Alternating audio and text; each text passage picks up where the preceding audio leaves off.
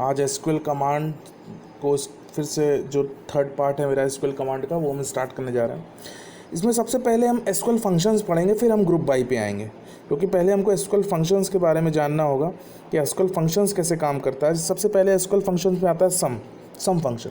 सम function के बारे में आपको बता दें कि सम का काम जो भी कॉलम की वैल्यूज़ हैं, हमेशा ध्यान रखें न्यूमेरिक कॉलम को ही वो ऐड कर पाएगा, तो जो भी न्यूमेरिक कॉलम्स की वैल्यू है उसको वो ऐड करता है और नल वैल्यूज़ को इग्नोर कर देता है। जैसे सपोज हमारे पास एक क्वांटिटी है 12, 10, 5, 9, 40, हमने एक क्वेरी लगाई select some quantity from order details, तो नंबर ऑफ रिकॉर्ड्स तो 1 एग्जीक्यूट आएगा, सम क्वांटिटी पे 76 आंसर आ जाएगा, क्योंकि इसकी टोटल वैल्यू ऐड करने पे 76 आ रहा है। तो इस तरीके से ये सम फंक्शन काउंट करता है। नेक्स्ट आता है एवरेज। एवरेज फंक्शन मतलब returns the average value of a numeric column, जो भी एवरेज वैल्यू होता है उस पर्टिकुलर न्यूमेरिक कॉलम का वो रिटर्न करता है। तो सिंटेक्स है select AVG column name from table name where condition. Note में नल वैल्यूज ऑलवेज इग्नोर, इसमें भी इग्नोर कर देता है। तो जो भी इसकी एवरेज वैल्यू होगी प्राइस की 18, 19, 10, 22, 21.35, इसी को हमने लगाया भी है। Select AVG price from product, तो नंबर ऑफ रिकॉर्ड्स 18.07 आंसर आ गया। Next count function. Count function हमेशा number of rows that matches a specified criteria, उसको वो काउंट रिटर्न वैल्यू करता है। हमने इससे पहले भी काउंट फंक्शंस आपको यूज़ करके दिखाया। बेसिक काउंट हमेशा जो भी एसक्यूएल कमांड्स के ऊपर हमने यूज़ किए, जितने भी अभी कल हमने इंसर्ट यूज़ किया, अपडेट यूज़ किया, उसमें हम काउंट फंक्शंस का यूज़ कर सकते हैं। Count function returns the number of rows that matches a specified criteria. तो select count column name from table name where condition, null values always are not counted, हमेशा ध्यान रखिए। तो काउंट का हम एग्जांपल अभी ऊपर आपको बताएंगे। नेक्स्ट चलते हैं, अब हम चलते हैं जो हमने ग्रुप बाय और हैविंग फंक्शन दो बचे थे उसको हम स्टार्ट करते हैं। ग्रुप बाय फंक्शन क्या होता है? कोई भी स्टेटमेंट जो भी हमको रो सेम वैल्यूज़ को समरी फॉर्म में देना है तो हमको ग्रुप बाय का यूज़ करना है। Like find the number of customers in each country, तो हमको ग्रुप बाय कस्टमर या ग्रुप बाय कंट्री, तो हमको उसके बेसिस पे आंसर मिलेगा। हमेशा ग्रुप बाय हमने इसलिए लास्ट में स्टार्ट किया क्योंकि ग्रुप बाय का यूज़ इन्हीं फंक्शंस को यूज़ करके होता है।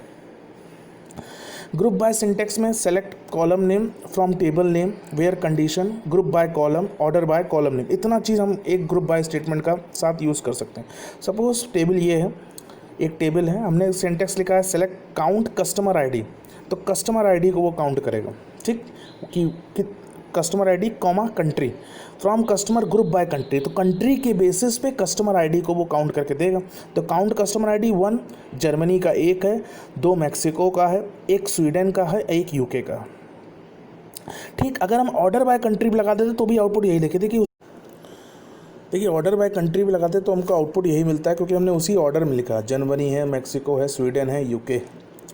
नेक्स्ट चलते हैं हम हैविंग क्लॉज पे। देखो हैविंग क्लॉज जब हम यूज़ करते हैं जब हमें एग्रीगेट फंक्शन का यूज़ करना होता है, क्योंकि एग्रीगेट फंक्शन के साथ वेयर कंडीशन की समानताएं नहीं होती, नहीं बैठता, तो इसलिए वो हैविंग क्लॉज यूज़ करता है।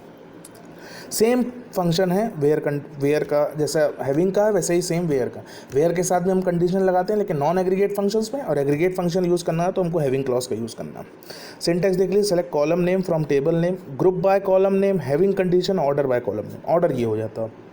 वेयर कंडीशन में इसलिए स्किप कर दिया कि वेयर की ज़रूरत नहीं होती। अगर आपको लगाना है तो तरीका ये है कि आप पहले एक कंडीशन दे दीजिए, फिर उसके बाद जब आप एग्रीगेट फंक्शन यूज़ करेंगे फिर अगर एक कंडीशन देना तो आप हैविंग का यूज़ कर सकते हैं।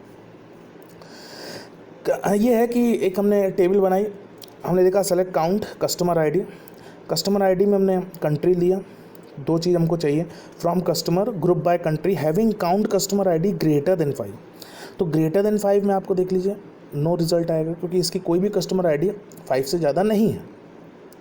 सेम हम दूसरा क्वेरी लगाते हैं, select count customer ID country from customer group by country, having country customer ID less than 5, तो लेस देन 5 में आप देखिए सारी आ जाएंगी, तो सभी के सब आउटपुट दे रहा। तो इस तरीके से हम हैविंग क्लॉज का यूज़ करते हैं।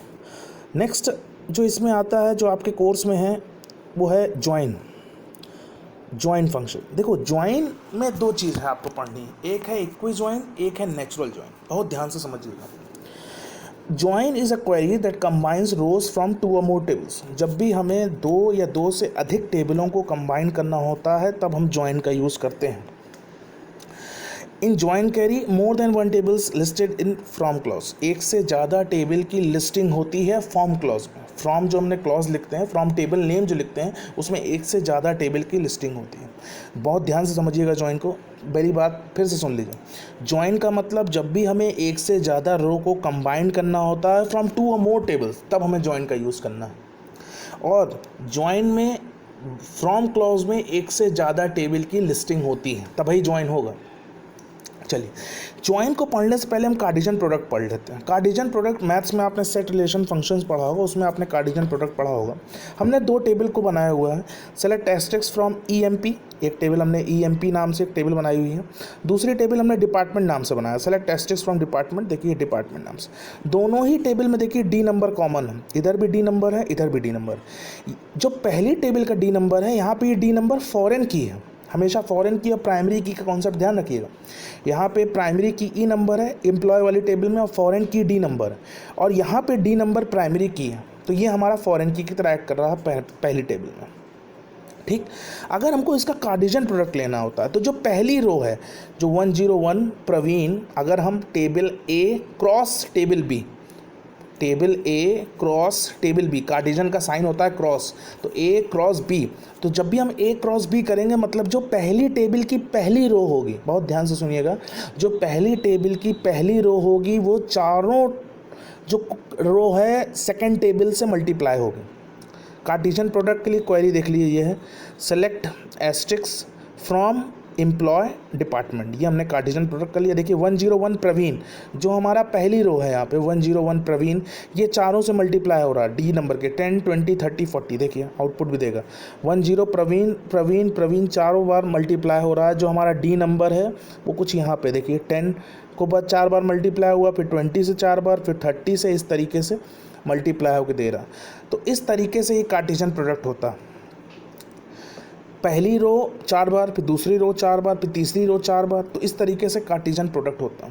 ए क्रॉस बी, अगर बी क्रॉस ए होगा तो मतलब जो पहली रो बी की टेबल की होगी वो 4 बार मल्टीप्लाई होगी कार्टेशियन प्रोडक्ट के ए टेबल्स, मतलब 10 परचेज तो पूरा ही मल्टीप्लाई होगा, फिर 20 सेल्स फिर प्रवीण से मल्टीप्लाई होगा, फिर 30 फाइनेंस फिर प्रवीण वाले से मल्टीप्लाई होगा।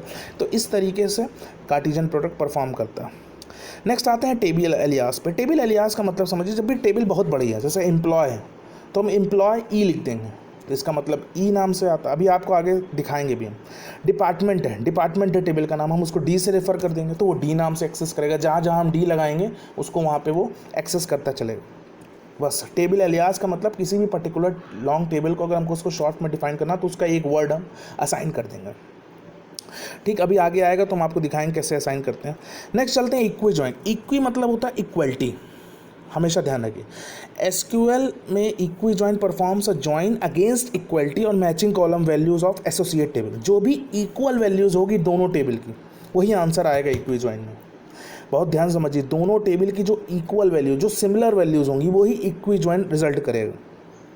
देखिए सिंटेक्स देखिए, select column list from table 1 comma table 2 where table 1 dot column name is equal to table 2 dot column name. Select column list, अब यहाँ पे कॉलम जो भी हमको वैल्यू रिट्रीव कराना उसका हमको नाम देना है। फ्रॉम टेबल 1 कॉमा टेबल 2, तो टेबल 1 हमारा एम्प्लॉय है, टेबल 2 डिपार्टमेंट है।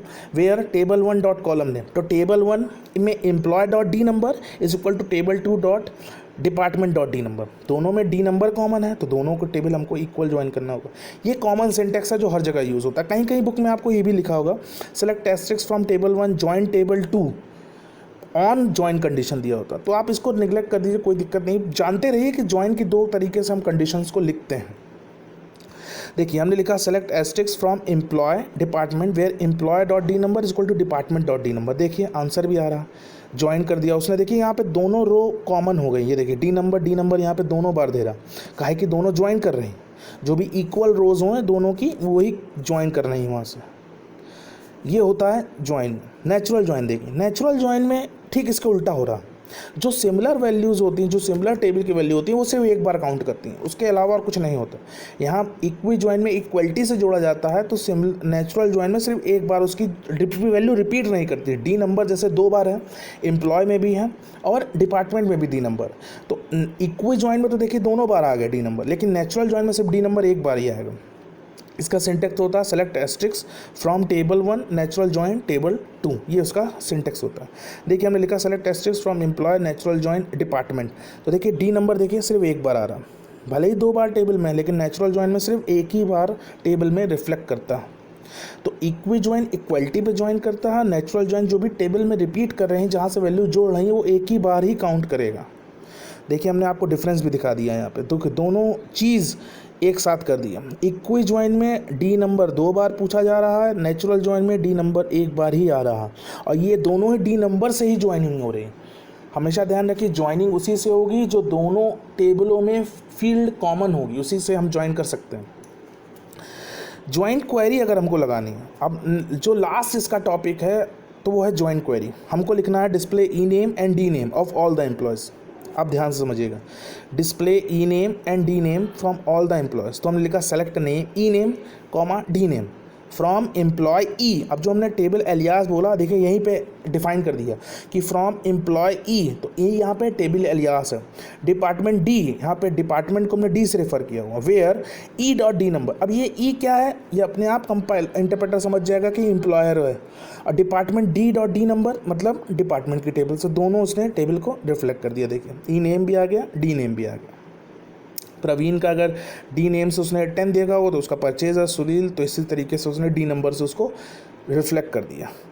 नेक्स्ट एक क्वेरी और देखिए लिया हुआ है, सेम मतलब इसी चीज़ को मैंने थोड़ा सा और डिफाइन करके देखिए कि आपको कहीं अगर प्रॉब्लम हो रही है तो उसको आप सही से देख सकते हैं।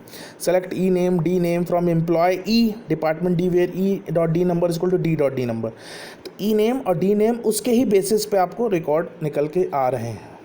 ये दोनों टेबल सिमिलर है, क्वेरी सिमिलर है, कोई डिफरेंस नहीं, बस कोई प्रॉब्लम ना हो जो कि आपको कट स्क्रीनशॉट लेने में हमको प्रॉब्लम हो गई हो, इसलिए हमने आपको 2 बार दिखा दी कि आपको उसको पूरा देख लीजिए। एक मैक्स ऑन मीन, ये 2 का जो एग्रीगेट फंक्शंस है वो बचे रह गए हैं, तो पहले अगली क्लास में उसको हम पहले पढ़ेंगे, उसके बाद आपको आगे इंटरकनेक्टिविटी जो एसक्यूएल से हमको सिखानी है वो सिखाऊंगा। होप करता हूँ क्वेरी समझ में आई होगी, जो भी क्वेश्चन होगा ज़रूर पूछेगा। Thank you.